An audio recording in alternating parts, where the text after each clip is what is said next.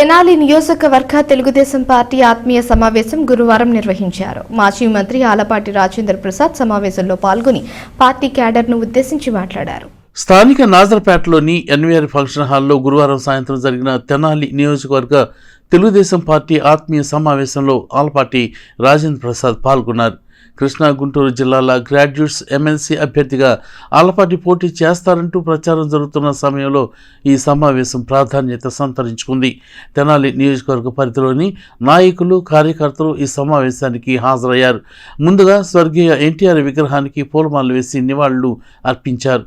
అనంతరం జరిగిన సభలో ఆలపాటి మాట్లాడుతూ తెలుగుదేశం పార్టీకి కార్యకర్తలే బలమని అన్నారు. కార్యకర్తలు, నాయకులు తనపై చూపుతున్న అభిమానం ఎప్పటికీ మరువనని చెప్పారు. అట్లాగే కూటమి ప్రభుత్వం అధికారంలోకి వచ్చిన నాటి నుండి అన్ని వర్గాల వారికి అండగా ఉంటూ సుపరిపాలన సాగిస్తోందని చెప్పారు. ముఖ్యమంత్రి చంద్రబాబు నాయుడు తనకు ఎలాంటి అవకాశం ఇచ్చినా స్వీకరిస్తానని చెప్పారు. 2029లో తెనాలిలో చంద్రబాబు నాయుడు ఎవరికి టికెట్ ఇచ్చినా తెలుగుదేశం పార్టీ తరపున పోటీ చేసే వ్యక్తే గెలవాలని అన్నారు. సమస్యలు ఏమైనా ఉంటే పరిష్కరించుకుంటూ ముందుకు సాగాలని సూచించారు. పార్టీ మనది అనే భావన అందరిలో ఉండాలని చెప్పారు. సమావేశంలో నియోజకవర్గ పరిధిలోని నాయకులు, కార్యకర్తలు పాల్గొన్నారు. అంతేకాకుండా తెనాలి పోరాటాల పుట్టిగడ్డ అనేది కూడా ఎన్నికల సమయంలో గుర్తు చేసినటువంటి పోరాట పుట్టిగడ్డ మన తెనాలి. ఈనాడు మీకు మళ్ళీ ఇంకొకసారి అవకాశం వచ్చింది. ఈ నియోజకవర్గంలో అత్యధిక శాతం ఏ ఒక్క చదువుకున్న వ్యక్తి, డిగ్రీ పూర్తి చేసిన వ్యక్తి, ప్రొఫెషనల్ ఉన్న వ్యక్తి ఓటు లేకుండా ఉండకూడదని చెప్పి శపథం చేయండి. అంతేకాకుండా ఓటు ఎవరిదైతే చేర్చి ఆ ఓటుని ఓటు చేయించండి. తెనాలి నియోజకవర్గంలో ఇంత పెద్ద ఎత్తున నమోదైన సందర్భం మరొకసారి ఉండకూడదని చెప్పి నిరూపణ చేయటమే కాకుండా ఇంత మెజారిటీ ఇంకెప్పుడు రాలేదు అన్నట్టు కూడా చూపించాల్సినటువంటి బాధ్యత మీదే అని చెప్పి నేను మనం చేస్తాను. ఆ రకంగా ఏ ఊరికి ఆ ఊరు, ఏ వార్డుకి ఆ వార్డు ఈ 6 రోజుల్లో రెడీగా లిస్టు పెట్టుకొని ఓపెన్ అవ్వగానే 1వ తారీఖు టోటల్గా తెనాలి నియోజకవర్గంలో ఓటర్ల నమోదు కార్యక్రమం పూర్తయింది.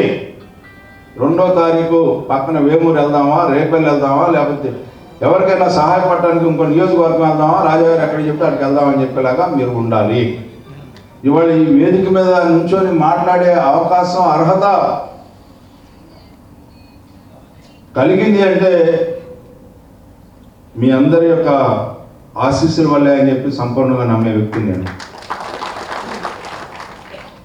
ఈనాడు చంద్రబాబు నాయుడు గారు, అదేవిధంగా లోకేష్ గారు మరి ఎందుకు నాకు మళ్ళీ ఇంకొక అవకాశం ఇవ్వాలనుకున్నారు నాకైతే తెలియదు, కానీ అవకాశం ఇవ్వబోతా ఉన్నారు. ఖచ్చితంగా ఈ అవకాశం మళ్ళీ ప్రజల కోసం మనం ఉపయోగించుకోవాలి. ఏదో రాజాగారికి పదవి వస్తే ఏదో అయిపోతుంది కాదు. ఈ పదవి అనేది మనకి ముళ్ళ కిరీటంలాగా బాధ్యతగా ప్రజల కోసం పనిచేసేదిలాగా, ప్రజల యొక్క హృదయాలను చేరుకునేలాగా మళ్ళీ 29లో చంద్రబాబు నాయుడు గారు ఎవరికి టికెట్ ఇచ్చినా కూడా ఈ తెనాలిలో తెలుగుదేశం పార్టీ తరఫున పోటీ చేసే వ్యక్తే గెలవాలి అని చెప్పి ఎక్కడ కూడా పట్టు సాధించకుండా, ఎక్కడ కూడా పట్టు వీడకుండా కార్యరూపంలోకి, కథన రంగంలోకి ప్రతి ఒక్కరు కూడా అడుగు పెట్టాలని, మన సత్తా, మన ప్రతిభ, మన ప్రాంతం యొక్క విశిష్టత రాబోయే ఎమ్మెల్సీ గ్రాడ్యుయేట్ ఎలక్షన్లో చూపించిన తర్వాత మళ్ళీ మీటింగ్ చేసుకుందాం. Thank you.